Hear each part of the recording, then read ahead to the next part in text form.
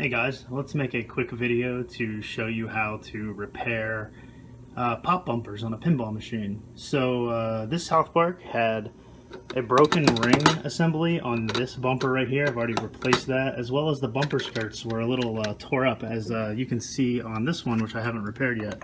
See, it's dirty over here. You can see it's chewed up, it's broken, it's scratched, missing a bunch of plastic. So we're going to replace that, as well as I went ahead and bought all new rings and the yoke stops as well. So let me go ahead and show you how a pinball bumper works. So how it works is the ball hits this, which is on a spring, and that activates a switch underneath the playfield, which I'll show you here in a second, which then activates that, which hits the ball around, gives you your points, everything else. So let's take a look underneath. Okay, so right here, this is the bumper that we're working on. You can see here, there's a fiber board as well as a metal piece. And what that does is hold down the ring assembly, and this coil activates when, I'll show you over here on this one, it's a little easier to see. When the white ring at the bottom goes down, it activates this switch. That switch then activates the coil, which the plunger goes down, pulling the ring assembly with it. So on this one that I replaced, the yoke board, there's a fiber yoke board and a metal yoke stop, and the metal piece was snapped, which I actually have down here. You can see that piece was completely snapped. So I bought all new pieces for all three bumpers. This piece probably still be used, but I went ahead and bought new ones as well, just for preventive maintenance. And this was this one's okay. It wasn't broken, but I'll probably keep it in case another one breaks. I broke a spring on one of the other ones, so I bought new springs, and we're going to go ahead and replace it. Okay, so with your playfield glass off, you'll see you have the bumper cap. You want to go ahead and remove that. Once you take the bumper cap off, you'll have two screws inside there, which I've already removed. So once you get those out, this assembly pulls up. This is still screwed in on the bottom. With this particular machine, these light sockets are soldered in.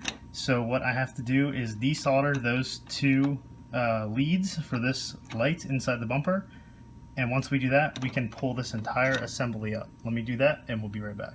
All right, getting back to the LED leads, you'll see these two black cables coming out from underneath the bumper mounting bracket. These two black cables right here, they go right into this little board there.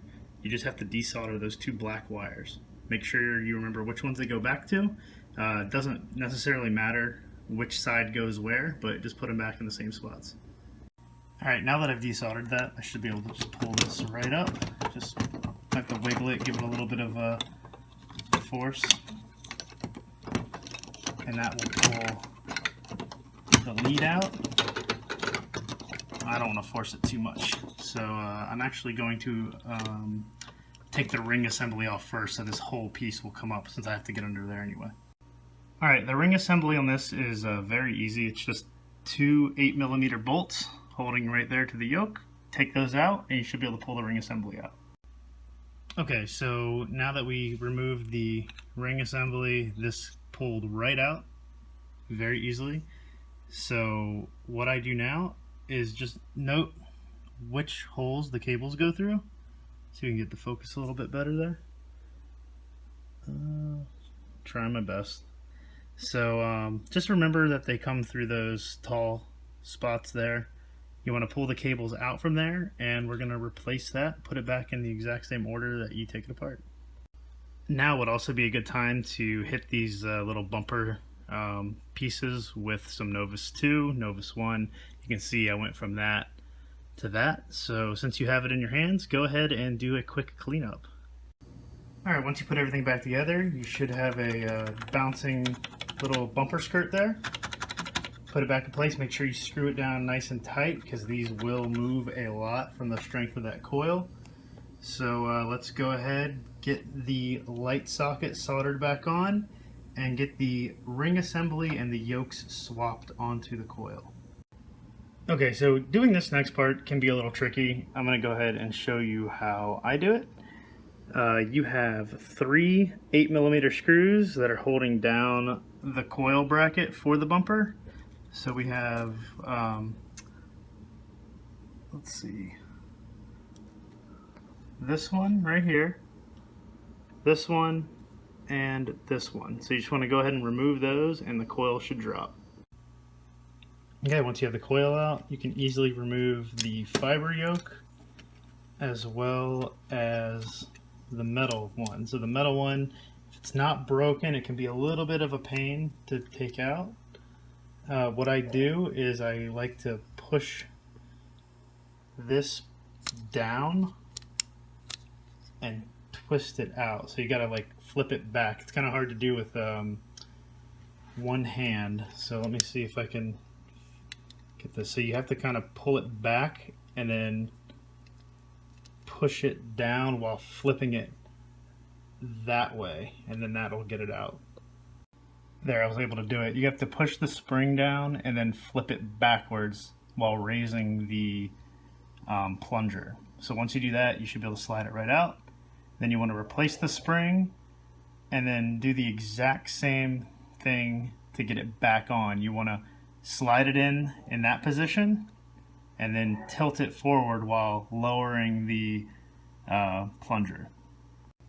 Alright, one important thing here I want to mention, because I didn't do it right the first time. When you get your new yoke, or when you're putting your old one back in, this is the orientation you want to do it. You want that piece back there, and then once you get that hooked on there, you take your fiberboard yoke and you put it on the other way, and that's going to lock everything in place once you slide the ring assembly down through the holes.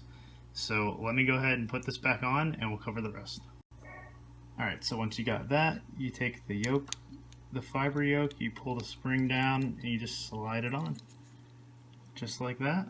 You line up the holes and then attach it back in place and put the ring assembly in. Let's go ahead and do that.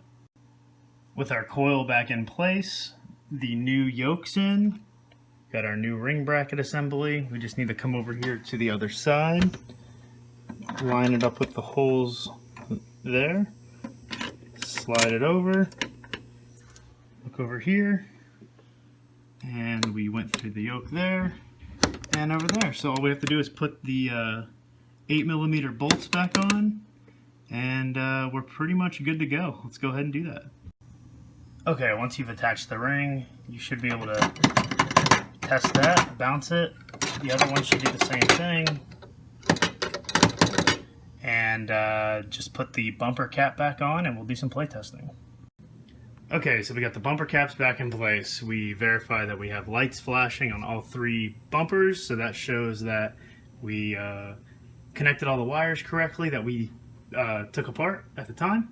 So let's go ahead and start a game and make sure the bumpers work as they should. Alright, I'm going to go ahead and take the ball out of here. I'm going to just touch this little spot right here. That's firing off the bumper. Go over here. Firing off that bumper. And this one back here. Firing off that bumper. We'll go ahead and throw the ball in here. Let's see what happens. Works as expected. So there you go. Perfectly refurbished pinball bumpers. If you have any ramps in the way, like I do on this machine, there's a big ramp that's supposed to be right here. Use this time to go ahead and clean that loop, as well as any area between here and the bumpers. You know, this area here is I'm going to go ahead and clean that up while the ball search goes on, and probably turn it off before I do that. But anyway, hopefully this was helpful, and if you liked what you saw, subscribe, like, and comment. Have a good night, guys.